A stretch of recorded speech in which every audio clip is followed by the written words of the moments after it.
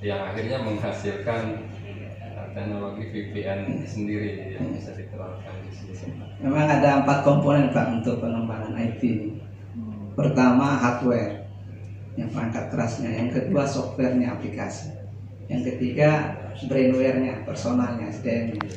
Nah, brainware juga termasuk juga regulasi di dalamnya. Jadi tanpa regulasi yang jelas juga brainware itu tidak bisa bekerja dengan maksimal. Ya, makanya ada koordinasinya adalah dalam implementasi di Kota Bima. Pertama dari OPD bersurat ke Dinas Kominfo untuk meminta tenaga PIC, Personal Information Center, terkait dengan integrasi data Dukcapil tadi, satu data. Nah, setelah itu dibalas oleh Dinas Kominfo, menunjuk salah seorang yang dianggap cakap untuk mengerjakan itu. Nah, sehingga yang ditunjuk itulah yang melakukan setting VPN dan sebagainya.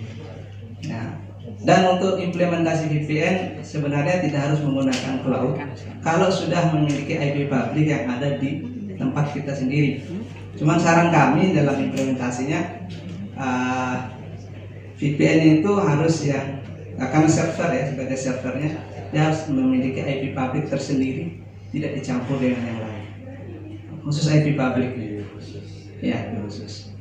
Mohon maaf kalau di Kabupaten Dompu mungkin juga sudah memiliki jaringan tersendiri untuk IP public. Kalau belum, ya kami sarankan yang menggunakan teknologi cloud karena itu teknologi masa depan. Semua ke depan itu pasti akan mengarah ke cloud. Alhamdulillah di Kota Bima pada awalnya hanya satu yang menggunakan cloud colocation. Tapi alhamdulillah dalam perkembangannya LPSE pun juga akhirnya menggunakan teknologi cloud. Karena telah melihat betapa manfaatnya terasa sekali dengan teknologi cloud colocation. Dengan maintenance yang sudah dan mengikuti standar internasional perawatan ruang server misalnya. Seperti kemarin contoh kasus misalnya terjadi kebakaran di Jakarta Pak, servernya nggak mati, padahal terjadi kebakaran di tempat meletakkan server. Sampai ada UPS-nya habis baterainya baru mati Pak, padahal kebakaran di besar di gedung itu. Nah kalau di tempat kita tidak bisa menjamin Pak seperti itu. Ya kalau dalam kondisi normal sih bisa saja berjalan.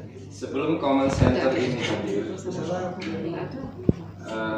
kan waktu membangunnya itu kan dalam waktu yang singkat command center. Tapi rintisannya yang akhirnya kita di Kota Bima itu harus akhirnya bisa menghadirkan command center, kan ada teknologi-teknologi yang tercecer yang sudah dirintis. Ya mungkin kayak seperti pertanyaan kami tadi itu, VPN itu hanya 0,10% atau 10%-nya dari keseluruhan yang ditampilkan oleh command center ini. Sebelum command center, Mada tertarik dengan rintisannya itu tadi. Apakah bagaimana kok hadirnya VPN, bagaimana hadirnya hal-hal lain yang akhirnya kalau dipadu padankan itu menghasilkan sebuah command center yang cerita sejarah ini Pak. Jadi historinya Dinas Kominfo ini baru berdiri 2017. Nah di saat itu fasilitas masih sangat kurang Pak. Ya kemudian di 2000 ya kami sendiri baru masuk 2019 di Kominfo. Nah saat itu baru ada beberapa aplikasi yang diambil dari Bandung, kemudian dicoba dipelajari teman-teman di sini. Tapi sebenarnya itu aplikasi jadul Pak ya. Hanya saja untuk bahan belajar, cukup untuk bahan belajar kita. Oh begini cara dia mengembangkan. Jadi kan ada 2 tenaga teknis khusus di sini. Satu tenaga jaringan, satu tenaga aplikasi.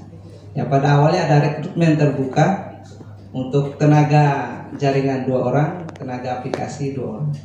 Nah, dalam perkembangan waktu, ya 2 orang ini yang masih bertahan untuk menggarap itu. Yang lainnya mungkin sudah diterima di tempat yang lebih bagus atau gimana gitu Pak. Ya itu jadi tenaga SDM-nya perlu disiapkan Pak. Ya, kalau kurang ya mungkin pelatihan nggak apa-apa. Kami sendiri 2019 ikut pelatihan Smart City di Bekasi sama Pak Kabit. Ada 4 orang saat itu pelatihan Smart City untuk membuat seperti apa sih Smart City ke depan ini. Ya, di samping sudah ada dokumen-dokumen yang disiapkan sebelumnya, master plan, blueprint smart city, menggambarkan keterkaitan antara aplikasi dan infrastruktur dan regulasinya. Nah, kemudian ke depan kami sudah mulai melangkah ke arah integrasi melalui API. Jadi antar aplikasi yang tercecer tadi, nah, beda-beda kan dia, database-nya beda, source code-nya beda. Nah, maka pengembang tidak harus masuk ke aplikasinya orang, karena itu privasi si developer sebelumnya, tetapi bisa diintegrasikan melalui API. Nah, jadi konsep API itu dengan database yang berbeda, dengan source code dan bahasa pemrograman yang berbeda, bisa saling terintegrasi melalui pertukaran data, sehingga harapannya ke depannya terwujud satu data. Ya, kami pun pernah belajar di provinsi mengenai integrasi satu data. Awalnya menggunakan punya Kementerian Kominfo, Pak. Ya, apa namanya untuk satu data Kominfo? Satu data ITB. Bukan, yang dari kementerian. Tapi itu pun jadul, Pak, nggak ada pengembangan lanjutannya. Karena berarti di pusat aja nggak dikembangkan, masa kita sini mau pakai. Ya, begitu juga yang lain-lain untuk VPN dan apa namanya proxy-nya, itu juga ada dari Kementerian Kominfo. Tetapi itu dia berhenti pengembangannya. Kami baru mau terapkan, mereka sudah tidak gunakan, begitu, Pak. Akhirnya kita berinovasi sendiri, nah, kita pelajari sendiri mana yang terbaik, nah, kemudian barulah dibahas dengan pihak ketiga. Kami ingin seperti ini. Jadi jangan hanya pihak ketiga, ya kami bisa bangun begini, tidak. Jadi kita juga harus punya dasar yang kuat. Kalau tidak begini, kami tidak mau misalnya. Ya tentu dengan basic SDM yang ada, kita bisa mengarahkan keinginan-keinginan dan pola pikir terkait integrasi, Pak. Jadi dari awal harus dipikirkan integrasi, ya, aplikasi. Walaupun dikembangkan awalnya terpisah, tapi harus dipikirkan bagaimana integrasinya ke depan. Demikian.